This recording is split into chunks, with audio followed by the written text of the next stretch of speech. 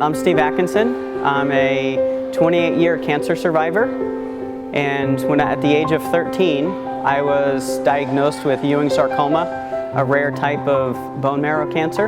And so now that I'm an adult, I found Relay for Life, and Relay for Life is part of the American Cancer Society, and it's a way for me to be able to give back to all of those people that have helped me along the way and just kind of say thank you. Relay for Life is a 24-hour event because simply cancer never sleeps.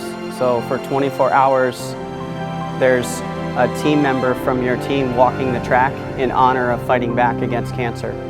And so cancer, when you're diagnosed, goes through very many stages.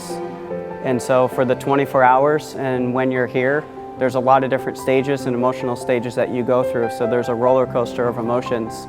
So we start our event in the morning with a survivor lap, and all that emotion that comes along with that for a survivor for the first time walking a lap, and everybody honoring them and clapping them and cheering their name, to a caregiver lap, and finally the caregivers having their moment when the survivors are there cheering them on and saying thank you for everything that you've done. I don't get to tell you enough for everything that you've done for me and everything that you mean to me.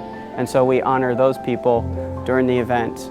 And then at nighttime we have a luminaria ceremony where we light the entire track with white bags that are lit up, and all the bags are decorated with the people who are battling cancer and people who have been lost to cancer. So my name is Key, and I was diagnosed with uterine and cervical cancer when I was 4 months pregnant. And it was a pretty hard decision to make as far as either saving my own life or saving the life of my child. And I chose to save the life of my child and let nature take its course. I chose to go ahead and have her before I started treatment. And after I had her, we started with the treatments, and it was a tough course. A lot of people didn't agree with my decision, but that's what I chose to do. And I have a beautiful, now 9-year-old girl, because I feel that I made the right choice. I started with Relay about 3 years ago, and the reason I relay is because the money stays local to help families who need help with transportation and prosthetics and help with answers about what they're going through. Because I found out about Relay through my work, and it was a small team, but I remember seeing the fundraising goal, and it looked interesting, and so I went to a couple of the meetings, and I fell in love with everybody. I fell in love with the cause. I fell in love with the fact that when I was going through my diagnosis and my cancer, I really had no one to talk to. It was talking with doctors, and that was it. I didn't do a lot of support groups because I chose to do a lot of it on my own. I guess what I love the most about Relay is to know that if you're diagnosed now, you're not alone. There's a whole network of people out there you can talk to.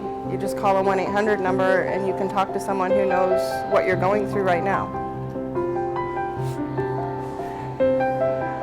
Because when the doctors tell you that the cancer you have, you may not live, you need help. You feel alone, and with the American Cancer Society and with Relay for Life, you're not alone. It's a whole huge family, and when I come here, there's people that I don't know, but they still come up here and they give me a hug, and you know, we all cheer each other on, and we raise money for hope so that people can have hope and have a future to look at. And so, you know, Relay is just extremely important for me and for my family, and my daughter relays with me because she supports me, and a cure to help people that need it really badly, like right now, we could help them. Mm-hmm.